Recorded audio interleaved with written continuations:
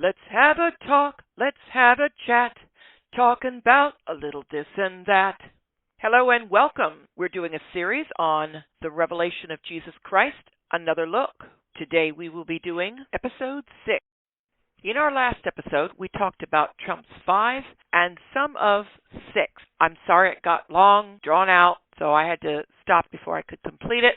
We're going to continue on trump 6 because there's a lot that goes on here.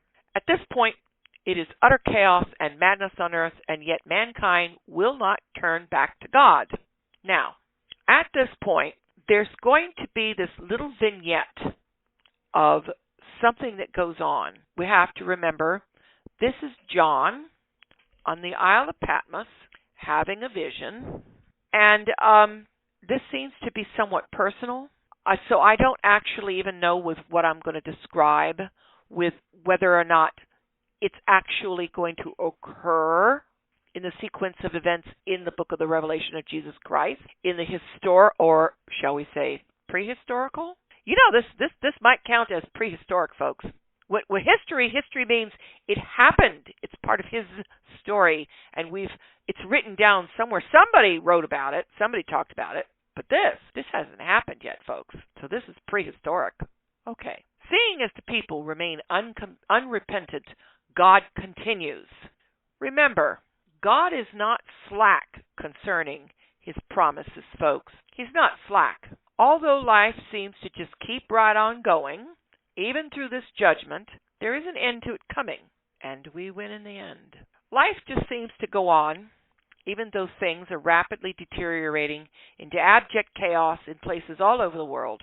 Apparently, the whole of the world is not so affected so as to come to a grinding halt. There is still some daylight. The air, while foul, may still be somewhat breathable, or, in that point in time, everybody's wearing a respirator instead of a mask. 2020. COVID much? However, if we see this, ufologists will love this. Absolutely love this. Here we go. In this vignette, we have an ET. I mean, what is an angel but an ET? They're not from here, are they? Are they? So, he takes his stance. 1 foot on the water, 1 foot on the land. This is rather a spectacle. And remember, God doesn't do things in the microcosm.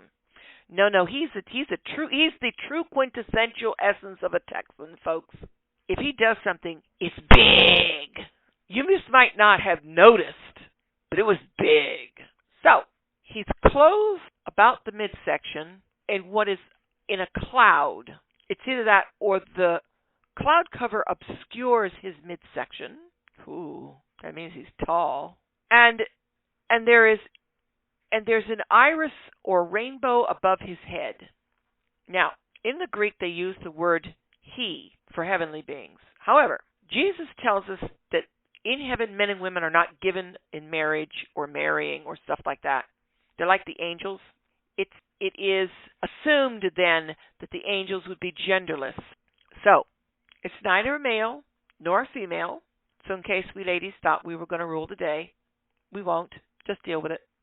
The rest of this messenger, however, is rather startling. His face is as radiant as the sun. His feet are like fiery pillars.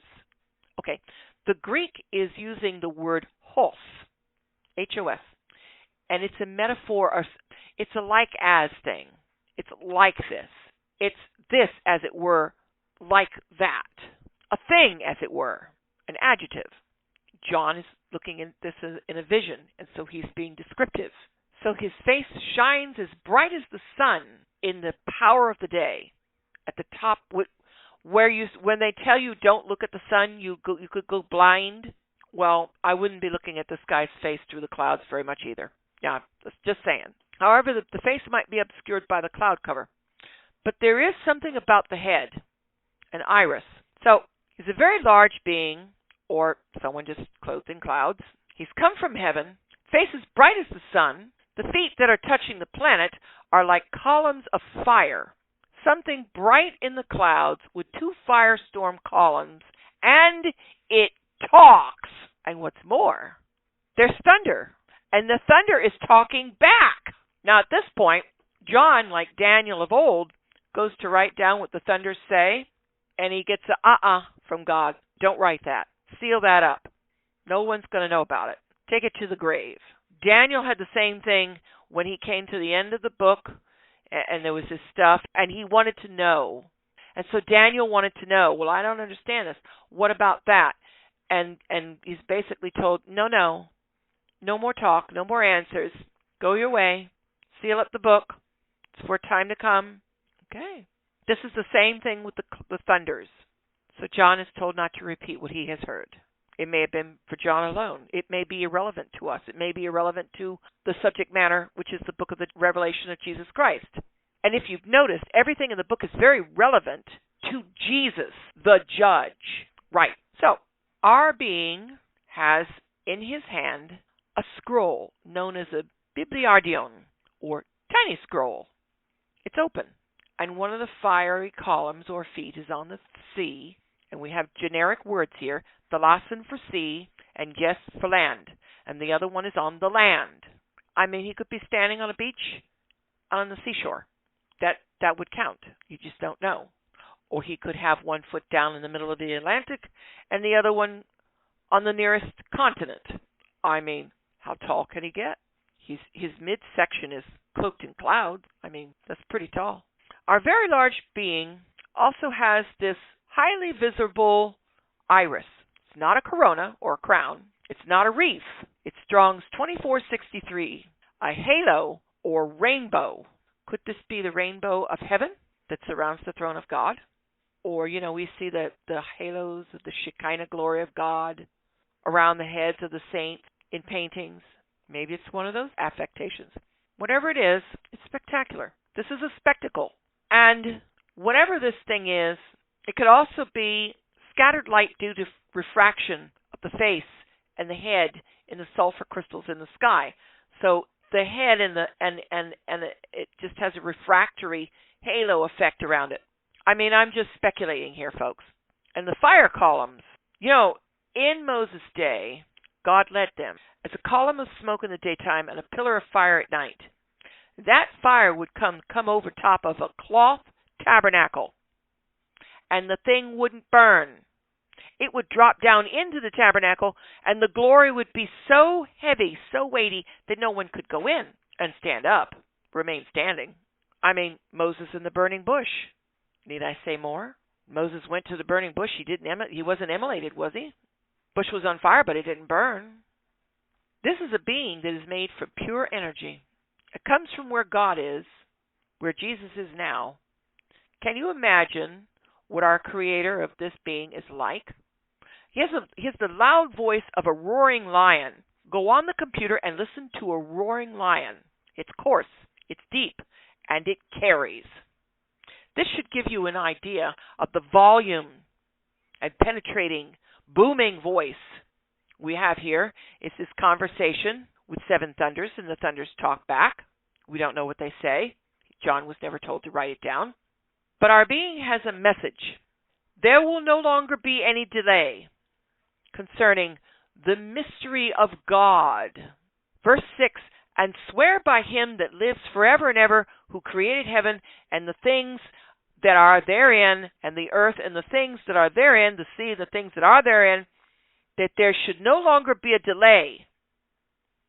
But in the days of the voice of the seventh angel, when he will begin to sound, the mystery of God should be finished, verse 7, as he has declared to his servants, the prophets.